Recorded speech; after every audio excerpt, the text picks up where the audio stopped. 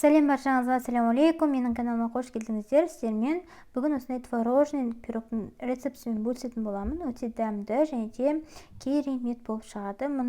Бұл рецептпен сіздер заказға да жасасаңыздар болады. Қыздар, күмәнданбай, өте керемет шығады. Видеоны соңына дейін қарап, каналыма тіркеліп қойыңыздар. Бізге ең алдымен бір жұмыртқа, оның үстіне қантымызды саламыз, бөлме температурасында сармаймызды саламыз, алдын-ала шығарып қойыңыздар. Миксермен жақсылап араластырып аламыз, 2-3 минуттай соғып аламыз. Меншікпен араластырып жіберсеңіздер де болады.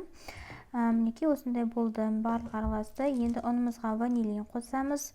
Шым-шым бір 2-3 граммдай қоссаңыздар жарайды. Одан кейін қопсытқыш қосамыз және де барлығын араластырамыз да жаңағы біздің майлы масамызға саламыз. Сала отырып осындай қамыр илейміз. Бізде песочный тест, үгілмелі қамыр шығу керек. Осылай илеп аламыз қолымызбен. Мінекей кішкене әрірек қоя тұрамыз. Енді бізге салмасын дайындау керек болады.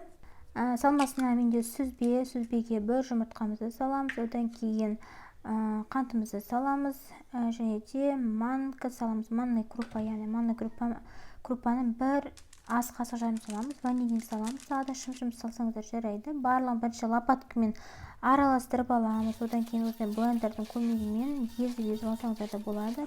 Біркелкі мас болу үшін, ешқандай комочек, түйіршік қалмауы үшін. Мінекей біздің масымыз дайын. Енді жаңа біздің қамырымызды осындай формаға жаямыз, бортикке жасаймыз. Менде 23 диаметрлі форма. Жақсылап жаямыз, бортикке жасаймыз. Мінекей дәл осындай қылып жасап аласыздар да. Үстіне начинкамызды құямыз. Мінекей начинкамызды құямыз, салмамызды. Творожный массамыз біздің осындай болады. Жан-жағын осылай кішкене тегістеп жібереміз қамырымызды лопаткамен, немесе шаншқының көмегімен. Кез келген жеміс жидектеріңізді қоса берсеңіздер болады. Қатырылған болсын, жаңағы свежий балғын жеміс жидектерді болса қоссаңыздар болады. Мінекей 160 градуста менде 40 минуттай пісті, қыздар. Үстін тым қызартпаңыздар. Менде кішкене ғана қызарып кетті. Мінекей осындай қамыр осындай болып қызару керек. Толық суытамыз. Тоңазытқышқа салып қойсаңыздар болады.